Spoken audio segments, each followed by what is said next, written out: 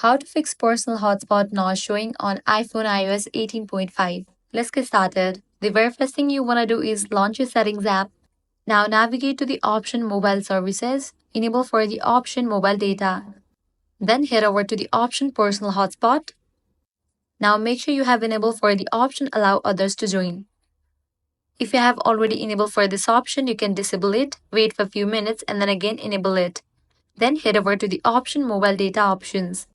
Navigate to the option voice and data, checking for the option 5G. Once you do that, you can head back. Now, head over to the option data mode. Make sure you have disabled for the option low data mode. Then you can head back. Now, navigate to the option personal hotspot and make sure you have enabled for the option maximize compatibility. With these customization, your problem might be fixed. Next thing you want to do is head back. Go to the main page of settings and head over to the option general. Scroll all the way down and head over to the option transfer or reset iPhone. Click on the option reset, select the option reset network settings and go through the process. By following these steps, you'll be good to go. Your problem will be fixed. If this guide helped you out, don't forget to like, share and subscribe to our channel. Thanks for watching.